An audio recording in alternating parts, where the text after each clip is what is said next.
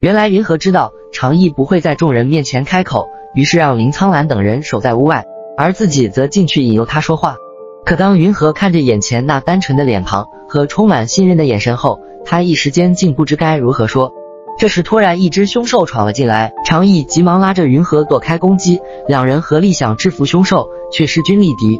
于是云和将自己的力量传了过去，长意才用力将他踹出去。眼看凶兽开始攻击林苍兰，突然一把长刀飞来将他击杀。来人是万花谷第一战将雪三月，而随着房门破开，长意看到了屋外满满的人，他瞬间明白过来，所谓的逃跑，所谓的朋友，竟都是欺骗。于是无论云和怎么请求，他都不再开口说话。此时的云和知道他在长意那里已经完全失去了信任，长意又被带回了思过窟。林苍兰也责骂了云和，并立下规矩，他和林浩清每人只能训教3天。云和知道长意落在林浩清手中，就意味着会接受残忍的酷刑。他舍不得却又无计可施，因为云和私放囚犯被雪三月处罚，3日内不可私自进入思过窟，而林浩清也得到了相同的处罚。原来那只凶兽正是他所放，目的就是揭穿云和的欺骗，好让他失去鲛人的信任。面对林浩清和雪三月的搅局，云和焦急不已。就在此时，他发现了雪三月的秘密，原来他和自己的先世有了私情，可这犯了万花谷的大忌。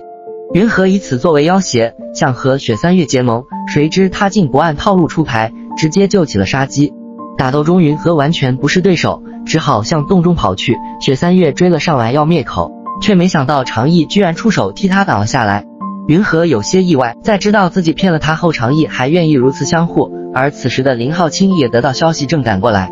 云和情急之下，忽然拽起身边的长意，不顾他的震惊，深深地吻了上去。两人在空中的举动竟是如此美好，以此向雪三月证明他也是违反禁令之人。云和是想将自己的把柄交给雪三月，建立合作关系。就在雪三月思考之时，林浩清气势汹汹地走了进来。雪三月在林浩清面前没有揭穿他，而是谎称他因为好奇鲛人开口说话，找季云和来验证。但他却并没有真的相信云和，善于识人心的云和怎会不知他心中所求？于是带着雪三月来到万花谷禁地，并告知他寒毒之事，只有逃离这里才能和相爱之人相守。这话让雪三月的心开始动摇起来，可事情太过于冒险，他又素知云和为人，于是约定3天内让他证明自己和鲛人却为情人。云和找到长意时，他还在生气自己的初吻没了，于是他开始了哄鱼模式。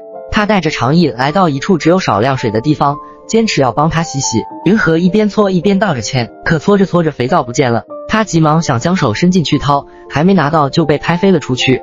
哄鱼以失败告终，但他知道自己不能放弃，于是继续再接再厉。他拿出一只海螺递给长意，他静静听着海的声音，像个知足的孩子一般。长意终于开了口，问他为什么对自己这么好。云和告诉他想与他成为恋人关系，说着就想凑近轻薄长意，可他却闪开了。单纯的长意说鲛人表达喜欢要先拥抱，话还没说完，云和就冲过去给了他一个拥抱。其实这一切都只是做给外面的雪三月看的，却不知道单纯的长意已经当了真。长意在幻想着他与罗的美好未来时，云和想的却是如何骗他断尾。他用美食举例告诉他岸上的好处，可一点不见成效，于是他又用美景诱惑，谁知长意海里的一颗大珍珠就足够照亮整个屋子，而自己住的蚌壳甚至比思过窟大10倍。云和不禁好奇，什么是海里没有的呢？